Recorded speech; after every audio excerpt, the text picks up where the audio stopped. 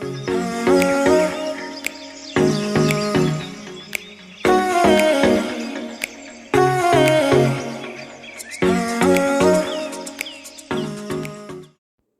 everyone, welcome back to my channel. In today's video we are going to be making a very simple and easy to mass produce Easter treat box should you need that. This is heavily inspired by Sam from poodles.co.uk on YouTube. She used different products, but I am using her measurements and her kind of idea. So the first things first, you would need a piece of paper here that is 8 by 4.5, and we're going to do some scoring. So on the long side, we are going to score it 1, 3.5, 4.5, and 7. And then on the short side, the 4.5 inch side, we are going to score it 1 and at 3.5. So again, this is an 8 by 4.5 piece of paper. This is just some pattern paper. This comes from the Paper Studio Foiled Floral. Say that 5 times fast. Paper pad set. And I scored that on the long side at 1, 3.5, 4.5, and 7. And on the short side, the 4.5 side, at 1 and 3.5. What I'm doing here is just taking a bone folder and going through and burnishing all of those score lines, making sure that they're straight and lining up with the rest of the cardstock. You can get 2 of these from a sheet of 12 by 12, or you can get 2 of them from a sheet of 8.5 by 11.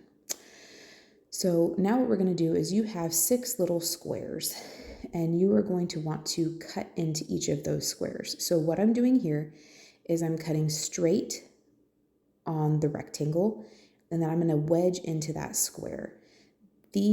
All of these little squares are going to actually go inside of the box. And anytime you're making something that's 3-dimensional, if it's tucking inside something, it's always a good idea to kind of take some of the bulk off so that not only does it line up better, but there isn't so much paper getting in the way, I guess you could say. So really what I'm doing is just cutting away that score line. So the score line kind of leaves a bump, or I guess bump is the best word. It leaves just a little like paper bump, and I'm just cutting away that paper bump. So again, on that long rectangle, I'm cutting straight down that, and then I'm going to wedge into that square, removing that little paper bump from the score line. And I'm going to do that to every single one of these pieces of paper. I am making these for my kids, my daughter's classroom, and my son and daughter's teachers. I'm not sure, because it's Easter and they go to a public school, if I can even let them take these, but we're going to try. So next what we're going to do is we are going to create, this is going to be like a fold, almost like a pizza box, kind of. And all I'm going to do is I'm going to, sorry, I was struggling with my glue. It was giving me some fits. All I'm going to do is put glue on all 6 of these little flaps, these little square flaps. And I'm going to bring the scored side up to the loose edge or the cut edge, and I'm going to glue those down. Now you can use a bone folder to kind of get inside the nooks and crannies, make sure everything adheres really well. As I got going, I just kind of used my fingers. So now these next 2, the middle flaps, are also going to attach to that same one that we just built. So right now I am building the base of this little pizza box treat holder. And again, I'm just bringing that scored end up to the loose end or the cut end, making sure that they line up well, that there's nothing hanging over, and if you do have something hang over, it's pretty simple to just kind of snip that off if you just didn't maybe score exactly right or cut exactly right. It's easy to just kind of nip that off and make it more flush, just so that it has a more professional end. I am using wet glue, but you could definitely use a dry glue. I realize that this is going to just be ripped open and, chucked in the trash, but it is going to be transported in probably a backpack of some variety until it gets to the school.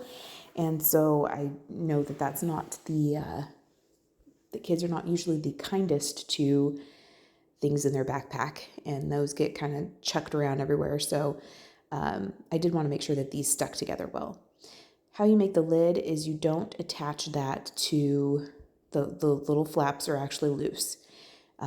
There's actually really no way to get those to attach to the base, but as you can see there are a little bit of some flaring from those back flaps. We will take care of that later. If that doesn't bother you, don't even worry about it. It kind of bugged me, so I did worry about it. Again, that paper is Paper Studio, and that is from the Foiled Floral paper pad set. Here I'm taking my little Sizzix Sidekick and a nesting oval die from my stash. I believe I purchased this on Amazon a long time ago. And I just chose an egg, I'm calling it an egg shape, that was proportional to the front of this box. And I picked more scraps of the pattern paper, usually in a less busy pattern. There's no florals on here. Just a less busy pattern so that it would accent but not compete with the pattern paper on the box itself. And I just ran that through my little die cut machine. And then I am taking Versafine ink and the oval shape that is one size down. And I am using the Simon Says Stamp Spring Gnomes stamp set to stamp out this Hoppy Easter. And I'm just using Versafine Onxy Black Ink to do that. It's a very crisp black ink that I knew stamping with an acrylic block I wouldn't have to like double and triple stamp and just take more time, because I needed this to be done like today, because they don't have school on Friday and today is Wednesday. So we're coming down to a time crunch. So I'm just going to go through and stamp this out using my little acrylic block here. I needed to make 25. I ended up scoring one of those boxes, so I end up having 24 total. But once I have all of those stamped, I'm going to kind of cut them apart a little bit just so that they are a more manageable size to run through my little die cut machine here. And I'm going to line these up and then take a piece of purple satin masking tape from Altenew and run those through that little die cut machine. I recently kind of rotated out my cutting plates for this little machine, so things cut a lot nicer. I do still I really enjoy this little die cut machine. It's very handy. So I'm just going to go through and run all of these through using this little bitty die cut machine, and then we will start to put these together. One thing that Sam did, and if I would have had more time to plan ahead, I would have maybe put, a little Easter bunny or something like that on here, but I thought that these were fancy enough. And again, I realized that these are probably going to be ripped open and then chucked in the trash, so I didn't necessarily want to spend a whole ton of time on them, but I did want to have something somewhat nice. So here I just take one of the little eggs and the sentiment, and I'm gluing them down flat.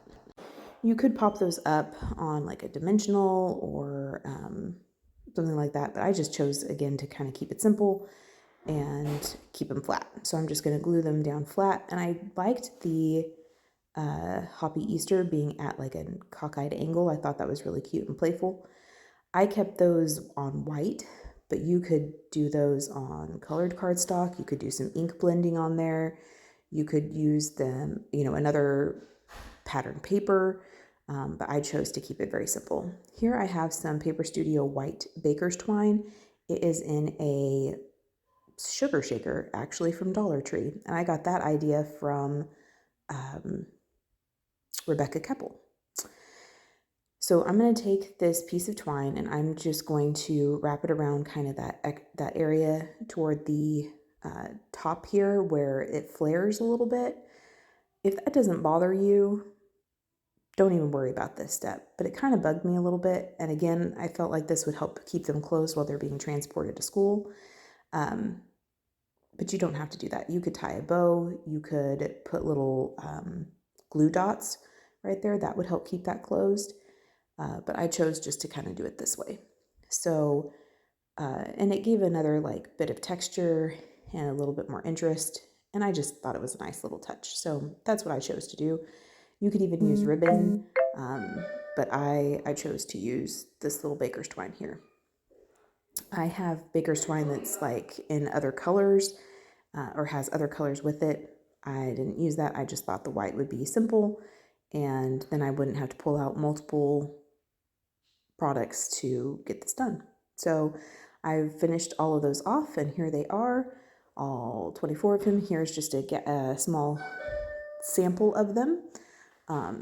But I thank you for spending time with me today. I hope you have a great one and that you feel inspired to make some little quick treats for church or your kids' school. And happy Easter. We'll see you next time. Bye.